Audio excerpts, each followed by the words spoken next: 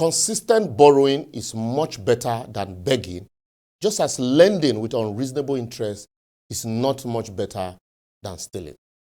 Borrowing away Nigeria. Just last week, the presidential candidate of the People's Democratic Party in the 2023 general election in Nigeria, Alhaji Atiku Abubakar, raised some pertinent questions about the NNPC Limited $3.33 billion forward sale agreement loan with a pledge of 90,000 barrels per day that they took from Afrexim Bank at the rate of 12% interest rate to cushion the naira. NNPC, though, in his response, claimed that the question raised by Atiku were already answered in the release announcing the loan, and that being a private entity, it doesn't need the National Assembly's approval to secure a loan. Fair enough, you would say. But now here are my layman also questions. So I beg, follow me small. Why was the forward sale of crude not done with one of the largest commodity trading companies in the world, like Vitol, Trafigura, Mercura, Glencore, and Co.? At least we all know that those trading companies will not be charging financing charges or interest rates of more than 12% from NNPC on sale of crude. They won't even charge interest. They would also charge the said 2% for forward sale because it won't be a financing deal, even though we know that interest rate in the West is less than 2% in most cases today. Also, the transaction fee of $67 million that went into private pockets of the banks that brokered the deal wouldn't have been paid if the transaction was a commodity trade or had been another way of settling election expenses.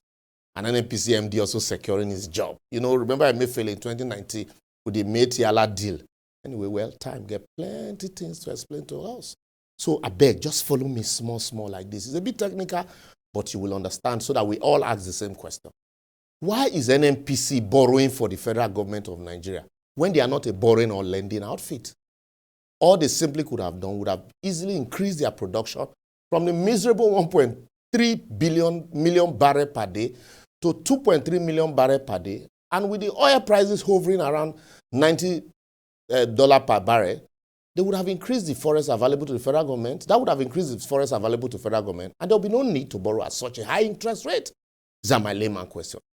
So how much of this said 3.3 billion borrowed to help the naira, how much has it helped the naira? Because it was less than 1K to a dollar when NNPC entered into that transaction. But today, the naira is hovering around 1,400 naira to a dollar. So if care is not taken, we are going to see, if all these questions are not asked, we're going to see more of our oil being mortgaged for transactions of this nature, all in the name of forward sale or agreement to hedge the naira.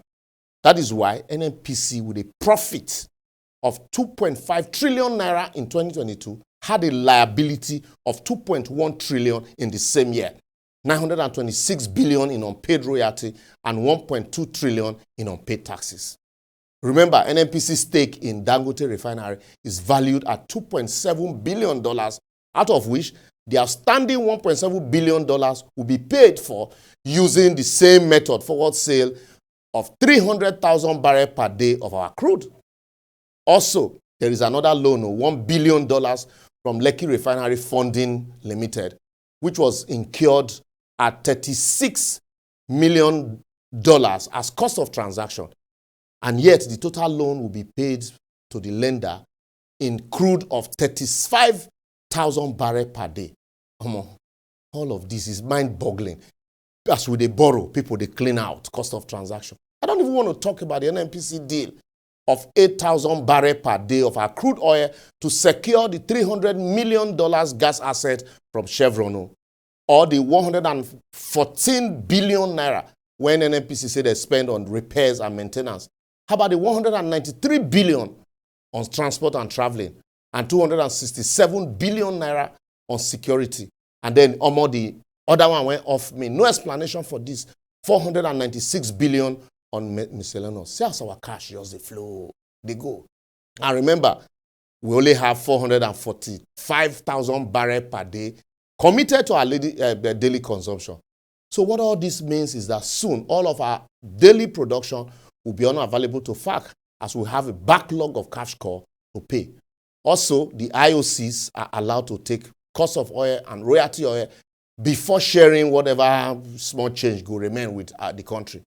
So from my small binoculars here, in my layman, the hardship ahead of us, it tie rapper like Lekki traffic. And as the dollar they run, they go without availability of forest. Lastly, I want to ask, NNPC in its last audited statement of account with a reserve of 24.7 billion barrel has a total crude oil production entitlement of about 500,000 barrels per day and recorded an operating profit of $1.6 billion.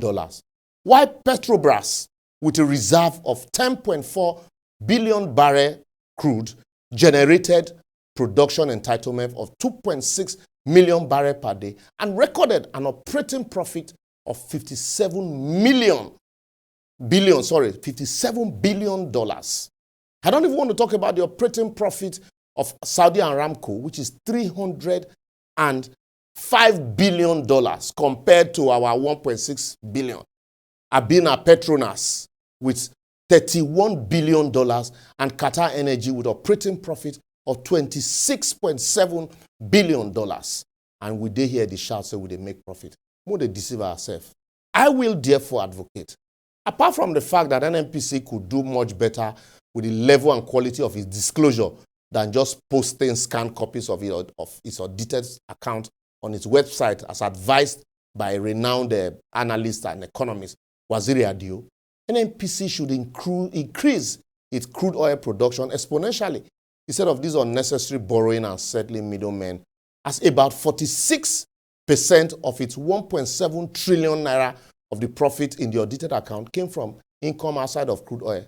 And remember, its income and performance will tremendously impact on the foreign exchange flow into the country and oil revenue available to the federal government. And subsequently also, the forests available to all of us will improve overnight. These things are not magic. I don't know why somebody's not thinking. Anyway, make I pause here for your comment, maybe insults and observation. But always remember to follow us on all our social media platforms, showing on your screen, because that's where you can make your comment. When you consistently prick the conscience of those holding society down, expect brickbats, debt, and mud to be thrown at you by them and their associates. So, the brickbat from Labour Party, I will respond to you people next week. See you then.